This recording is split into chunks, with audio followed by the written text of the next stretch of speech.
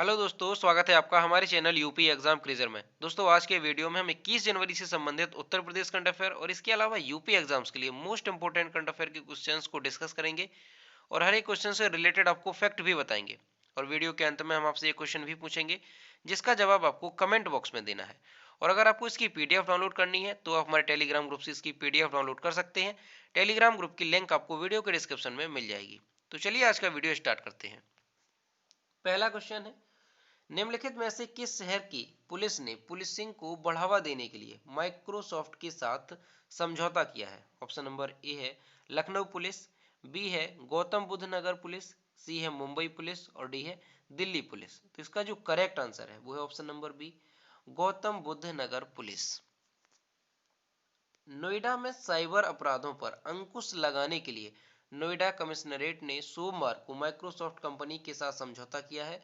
सोमवार को police commissioner Alok Singh और माइक्रोसॉफ्ट इंडिया प्राइवेट लिमिटेड के अधिकारियों ने समझौते पर हस्ताक्षर किए। समझौते के अनुसार माइक्रोसॉफ्ट पुलिस को समग्र प्रणाली में सुधार करने में सहायता करेगा और जिले में डिजिटल पुलिसिंग को बढ़ावा देने के लिए एक उत्कृष्टता केंद्र स्थापित करेगा। पुलिस की टीम को माइक्रोसॉफ्ट तकनीकी सहायता और सेवाएं प्रदान करेगी। इस करार का उद्देश्य पुलिस टीम के लिए समाधान और जानकारी उपलब्ध कराना है। और गौतम बुद्ध नगर का एक जिला एक उत्पाद क्या है? Readymade garment. ये भी आपको याद रखना है। अगला क्वेश्चन है, हाल ही में प्रधानमंत्री नरेंद्र मोदी ने प्रधानमंत्री आवास योजना ग्रामीण PMAY जी के तहत किस राज्य में 6 लाख से अधिक लाभार्थियों को लगभग 2,691 करोड़ रुपए की वित्तीय सहायता जारी की है? ऑप्शन नंबर ए है उत्तर प्रदेश, बी है बिहार, सी है मध्य प्रदेश और डी है गुजरात। तो इसका जो करेक्ट आंसर है वो है option number A, Uttar Pradesh. प्रधानमंत्री ने 20 जनवरी 2021 को प्रधानमंत्री आवास योजना ग्रामीण PMAY जी के तहत उत्तर प्रदेश में 6 लाख से अधिक लाभार्थियों को लगभग 2,691 करोड़ रुपए की वित्तीय सहायता जारी की। सहायता में 5.30 लाख लाभार्थियों को पहली किस्त जारी करना और 80,000 लाभार्थियों जिन्होंने पहले ही PMAY जी के तहत सहायता की पहली किस्त का लाभ उठा लिया है उनको दूसरी किस्त देना शामिल है। PMAY जी के तहत प्रत्येक लाभार्थी को 1,20,000 रुपए मैदानी क्षेत्र में और जो जो भी लाभार्थी पहाड़ी राज्यों, उत्तरी पूर्वी राज्यों, कठिन क्षेत्रों और जम्मू कश्मीर और लद्दाख केंद्र शासित प्रदेश के अंतर्गत आते हैं उनको इस योजना के तहत 1,30,000 रुपए का पूरा यानी कि 100% अनुदान दिया जाता है। तो ये भी आपको याद रखना है कि जो मैदानी क्षेत्र से आते हैं लाभार्थी उनको 1,20,000 रुपए और जो पहाड़ी राज्यों, उत्तरी पूर्वी राज्यों, कठिन क्षेत्रों, जम्मू कश्मीर और लद्दाख से आते हैं उनको 1,30,000 रुपए इस योजना के तहत दिए जाते हैं। अगला क्वेश्चन है, हाल ही में उत्तर प्रदेश के किस शहर से संयुक्त अरब अमीरात को हरी मटर और सफेद बैगन की पहली खेप भेजी गई? ऑप्शन नंबर ए है बलिया, बी है कानपुर, सी है वाराणसी और डी है आगरा। तो इसका जो करेक्ट आंसर है वो है ऑप्शन नंबर सी, वाराणसी। 19 जनवरी 2021 को वाराणसी की हरी मटर और सफेद बैगन की पहली खेप को वाराणसी से संयुक्त अरब अमीरात के शारजाह में भेजा गया है। यह खेप वाराणसी के लाल बहादुर शास्त्री अंतर्राष्ट्रीय हवाई अड्डे से सीधे शारजाह के लिए जाने वाली पहली खेप है। पहले वाराणसी से खेप गुजरात और मुंबई के बंदरगाहों पर भेजी जाती थी और फिर उन्हें दूसरे देशों में भेज दिया जाता था। तो संयुक्त अरब अमीरात की राजधानी क्या है? Abu Dhabi. और संयुक्त अरब अमीरात की मुद्रा क्या है? दिरहम। और संयुक्त अरब अमीरात के राष्ट्रपति हैं खलीफा बिन जायद अल नहान। ये भी आपको याद रखना है। और ये जो है पहली खेप वाराणसी से हरी मटर और सफेद बैगन की पहली खेप कहां पर गई है? संयुक्त अरब अमीरात के शारजाह शहर में। यह भी आपको नाम याद रखना है। अगला क्वेश्चन है, और हाँ, वाराणसी का एक जिला एक उत्पाद क्या है? बनारसी रेशम साड़ी। ये भी आपको याद रखना है। अगला क्वेश्चन है, हाल ही में इलाहाबाद हाई कोर्ट द्वारा ताजमहल के किस दायरे में गोल्फ गाड़ियों के संचालन का निर्देश जारी किया है? ऑप्शन नंबर ए है 1,000 मीटर, बी है 500 मीटर, सी है 700 मीटर और डी है 300 मीटर। तो इसका जो करेक्ट आंसर है वो है option number B, 500 metre. Allahabad high court ने आगरा में ताजमहल के आसपास 500 मीटर के दायरे में गोल्फ गाड़ियों का संचालन नियमित करने का आदेश दिया है। कोर्ट ने डीएम आगरा से कहा कि इस क्षेत्र में सिर्फ उन्हीं गाड़ियों को संचालन की अनुमति दी जाए जो पंजीकृत है। याची इसके लिए क्या है कि एक याचिका दायर की गई थी और उसमें कहा गया था कि जो ये गोल्फ गाड़ियां होती हैं, जो जिनका पंजीकृत नहीं है जो गाड़ियां, उनकी वजह से जो आगरा का ताजमहल है उसके पास जो है आसपास प्रदूषण बढ़ता है और उसके साथ साथ ट्रैफिक की भी समस्या उत्पन्न होती है। तो इसको लेकर के एक याचिका दायर की गई थी। तो उसी के लिए बताया गया है कि याचिका का कहना है कि ताजमहल के आसपास 500 मीटर की परिधि में गैर पंजीकृत गोल्फ गाड़ियों की भरमार हो गई है। इसके अनियमित संचालन से क्षेत्र में न सिर्फ प्रदूषण बढ़ रहा है बल्कि ट्रैफिक की भी समस्या उत्पन्न हो रही है। तो इसी को लेकर के इलाहाबाद हाई कोर्ट ने ये आदेश दिया है कि ताजमहल के आसपास 500 मीटर के दायरे में बिना पंजीकृत गाड़ी यानी कि जो गोल्फ गाड़ियां होती हैं जिनका पंजीकरण नहीं है वो नहीं जा सकती हैं। और आगरा का एक जिला एक उत्पाद क्या है? चमड़ा उत्पादन। ये भी आपको याद रखना है। और इमेज में देख सकते हैं ये होती हैं गोल्फ गाड़ियां। तो अब ये आगरा के 500 मीटर के दायरे में जो पंजीकृत नहीं है वो नहीं जा सकती हैं। अगला क्वेश्चन है, निम्नलिखित में से कौन दुनिया के दूसरे सबसे ऊंचे शिखर K2 के शिखर पर सर्दियों में सफलतापूर्वक चढ़ाई करने वाले पहले पर्वतारोहियों में से हैं? ऑप्शन नंबर ए है निर्मल पुरजा, बी है गेलजे शेरपा, सी है मिंगमा डेविड शेरपा और डी है उपरोक्त सभी। तो इसका जो करेक्ट आंसर है वो है ऑप्शन नंबर डी, उपरोक्त सभी। नेपाल से पर्वतारोहियों की एक टीम दुनिया की दूसरी सबसे ऊंची चोटी K2 के शिखर पर सर्दियों में सफलतापूर्वक चढ़ाई करने वाली पहली पर्वतारोही टीम बनी। पाकिस्तान चीन सीमा पर स्थित K2 8000 मीटर से अधिक ऊंचाई का एकमात्र पर्वत है जिस पर सर्दियों में चढ़ाई नहीं की गई थी। समूह में निर्मल पुरजा, गेलजे शेरपा, मिंगमा डेविड शेरपा, मिंगमा जी, सोना शेरपा सहित अन्य शामिल थे। तो ये क्वेश्चन मोस्ट इंपोर्टेंट है, आपको याद रखना है कि अभी तक जो दुनिया की सबसे ऊंची चोटी है K2 जिसे हम गॉडविन ऑस्टिन के नाम से भी जानते हैं, इस पर सर्दियों में अभी तक किसी ने चढ़ाई नहीं की थी। लेकिन अब जो ये नेपाल की एक टीम है, पर्वतारोहियों की टीम है जो कि सर्दियों में सफलतापूर्वक चढ़ाई करने वाली ये पहली टीम बन गई है। और जो ये K2 है गॉडविन ऑस्टिन, इसकी ऊंचाई कितनी है? 8611 मीटर। ये भी आपको याद रखना है। अगला क्वेश्चन है, गणतंत्र दिवस परेड में हिस्सा लेने वाली पहली महिला फाइटर पायलट कौन बनेगी?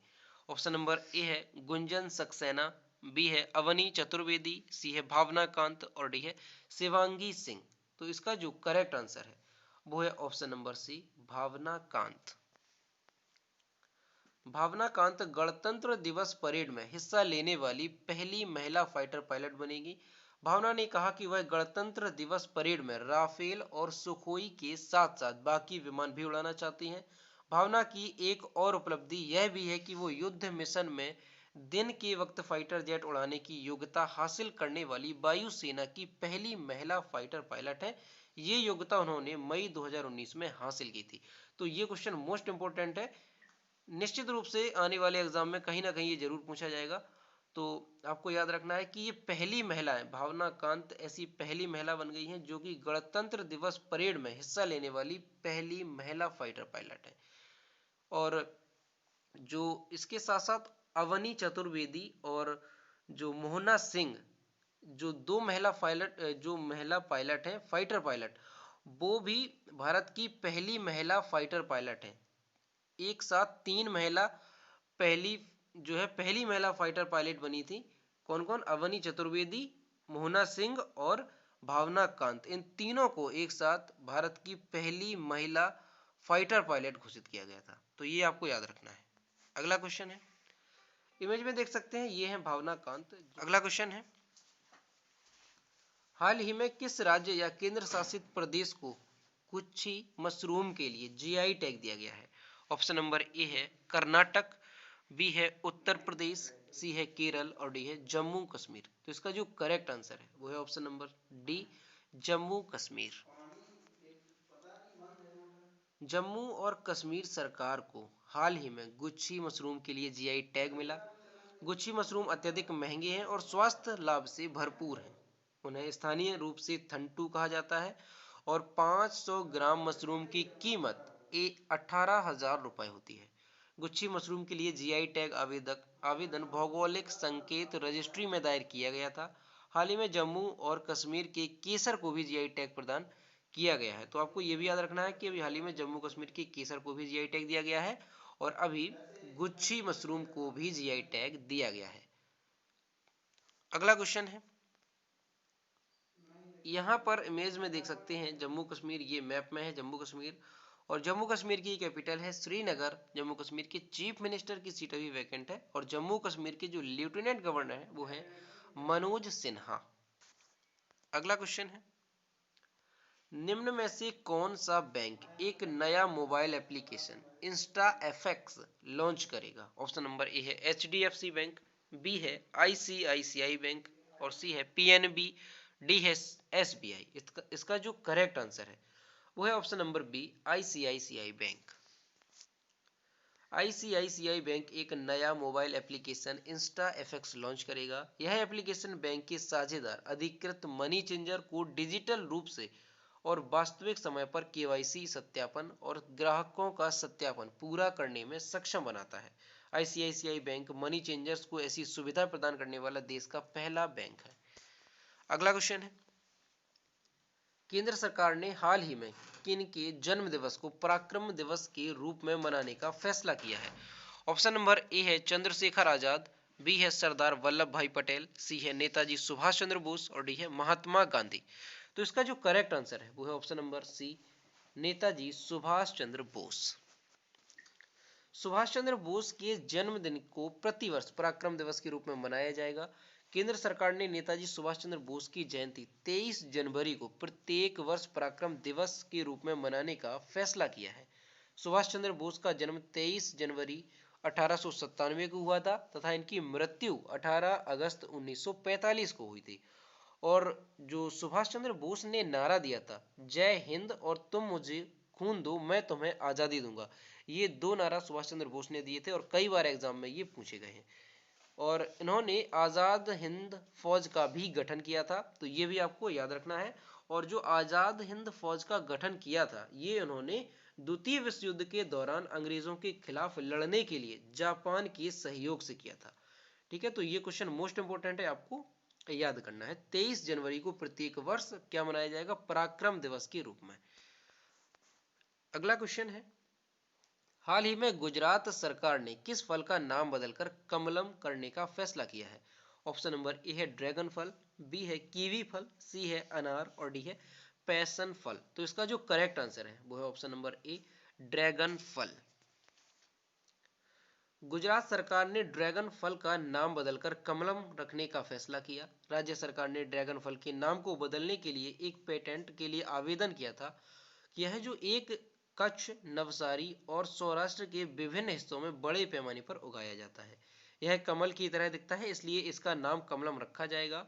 फल अपने पोषण मूल्य के लिए जाना जाता है और हीमोग्लोबिन बढ़ाने में भी मदद करता है। तो ये जो कमलम है, ड्रैगन जो फल है गुजरात का, इसका नाम अब कमलम रख दिया जाएगा। इमेज में देख सकते हैं ये इस तरह से होता है, कमल की तरह का ये आकार का होता है, इस वजह से इसका नाम कमलम रखा जाएगा।